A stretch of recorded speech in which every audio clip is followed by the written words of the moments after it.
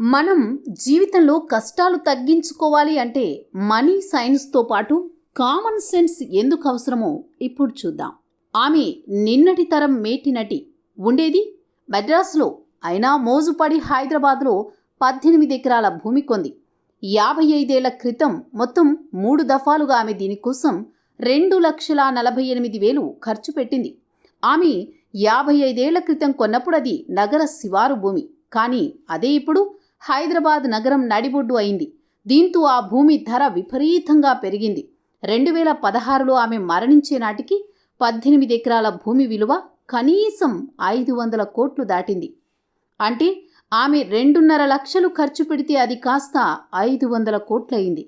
మామూలుగా మార్వాడి వాళ్ళు మనీని సంపాదించాలంటే కుదరదు, ఒక దశ తర్వాత మనీని సంపాదించాలి అనే సూత్రం తూచా తప్పకుండా పాటిస్తారు. ఆ మేటి నటి కూడా ఇదే మార్వాడి సూత్రం పాటించింది. దీన్నే మనీ సైన్స్ అంటారు. కానీ అడవి కాచిన వెన్నెల అని ఒక సామెత వినే ఉంటారు. ఇది ఈమెకు సరిగ్గా సరిపోతుంది. నాకు హైదరాబాదులో 500 కోట్ల ఆస్తి ఉంది అని తుత్తి తప్పించి ఆమెకు ఈ ఆస్తి ఏమైనా ఉపయోగపడిందా? ఆ మేటి నటి ఈ ఆస్తి కొన్నప్పుడు చెన్నైలో ఉండేది. తొలి రోజుల్లో అయితే సంవత్సరానికి ఒకసారి హైదరాబాద్ వచ్చి తన ద్రాక్ష తోటలో గడిపిపోయేది. మరణానికి 20 ఏళ్ల ముందే రాజకీయాల్లో తలమునకలు. కనీసం 5 ఏళ్లకు ఒకసారి వచ్చి ఒకరోజు గ్రేప్ గార్డెన్లో ఉండలేని స్థితి. ఎందుకు ఆ ప్రాపర్టీ? ఆమెకేమైనా ఉపయోగపడిందా? చనిపోవడానికి 10 ఏళ్ల ముందు ఆనాటి రాజకీయాల కారణంగా ప్రభుత్వం నీ భూమి అసైన్డ్ భూమి ఖాళీ చేయవమ్మా అంటూ నోటీసు వచ్చింది. పాపం ఆ వయసులో ఆమె బీపీ పెంచుకుంది. కోర్టుకెళ్ళింది. ఇలా బీపీ పెరగడానికి తప్పించి ఆమె కోట్ల విలువ భూమి ఆమెకు పూచిక పుల్ల స్థాయికి కూడా ఉపయోగం లేకపోయింది. డబ్బు లేకుంటే వృద్ధాప్యంలో చూసేవారుండరు. కొడుకైనా కూతురైనా మన చేతిలో డబ్బుంటేనే ముసలి వయసులో మనల్ని గమనిస్తారు అని కోట్ల మంది భారతీయులు అనుకుంటారు. వృద్ధాప్యానికి ఆస్తులు, డబ్బు ఒక ఆసరా అని ఆస్తులు కూడబెడతారు. పాపం ఈమె పాలిట ఆస్తులే శాపమైంది. పక్కన చేరిన నంగనాచి నెచ్చలి అని నమ్మించి స్లో పాయిజన్తో ఆరోగ్యాన్ని దెబ్బతీసి చిత్రహింసలు పెట్టి చంపింది. పాపం దిక్కులేని చావు. రారే రాణులు వారేరి సిరిమూటగట్టుకుని పోవరే విప్లవనాయకి. మా తెలుగు పద్యం ఎప్పుడైనా విన్నావామ్మా?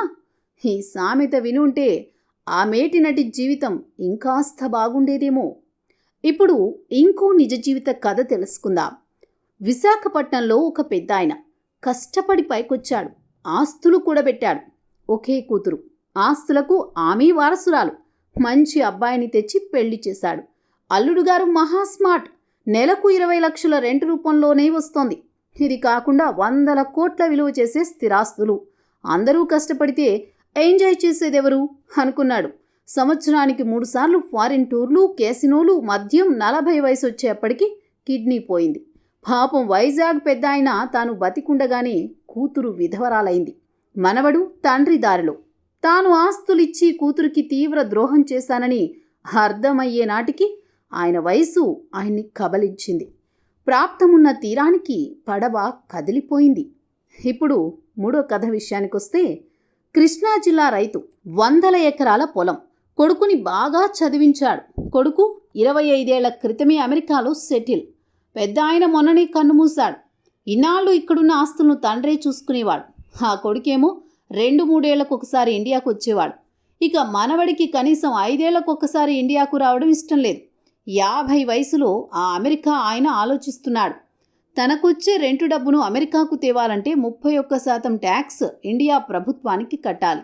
ఇది కాకుండా అక్కడి ట్యాక్సులు. పోనీ ఇండియాలో వచ్చిన డబ్బు అక్కడే రొటేట్ చేద్దామంటే ఈనాటి బినామీలే రేపటి ప్రాణాంతకులవుతారేమోనని భయం. తాను ఉన్నంత వరకు పర్వాలేదు. తన కొడుక్కి తాతల భూమి సరిహద్దులు తెలియదు. ఇప్పుడు భూమిని అమ్మేస్తే నలుగురిలో సిగ్గుచేటు. తండ్రి ఆత్మ ఘోషిస్తుందేమో అని భయం.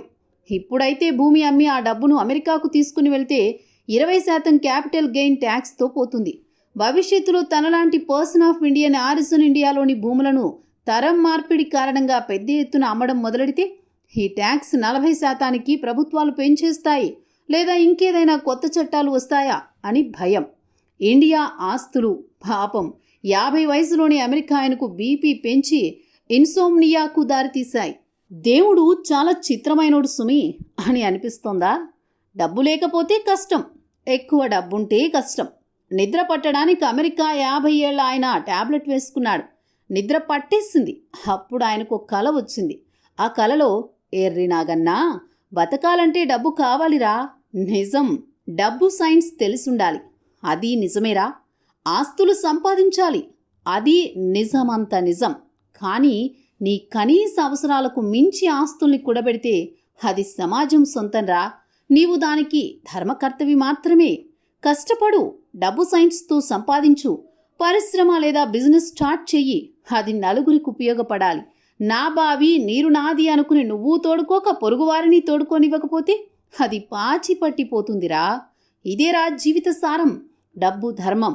డబ్బంతా నాకే కావాలి, డబ్బు సుఖం నాకే దక్కాలి అనుకుంటే ఆ ధన సర్పాలే నిన్ను కాటేస్తాయి. తరతరాల ఆస్తులు ఉన్న కుటుంబం, బంధుత్వం, పిల్లలని సరైన రీతిలో పెంచడం లాంటి సామాజిక సూత్రాలు పాటిస్తున్నారు కాబట్టి మార్వాడీలు, అంతకు మించి పార్సీలు హ్యాపీగా లైఫ్ గడిపేస్తున్నారు. డబ్బు సైన్స్ ముఖ్యం, అంతకు మించి డబ్బు ధర్మం ఇంకా ముఖ్యం. అందుకే డబ్బు సైన్స్కు మనీ సైన్స్ తోడవ్వాలి. అప్పుడే జీవితం హాయిగా ఉంటుంది. మరిన్ని వివరాలు కావాలంటే ఈశోపనిషత్తు, భగవద్గీత, పతంజలి యోగా సూత్ర 4వ భాగం చదువు. కల ముగిసింది. అమెరికా ఆయనకు మెలకువ వచ్చింది. కలలో తనకు బోధ చేసిందెవరో ఆయనకు అర్థం కాలేదు. సర్వే జనా సుఖినో భవంతు.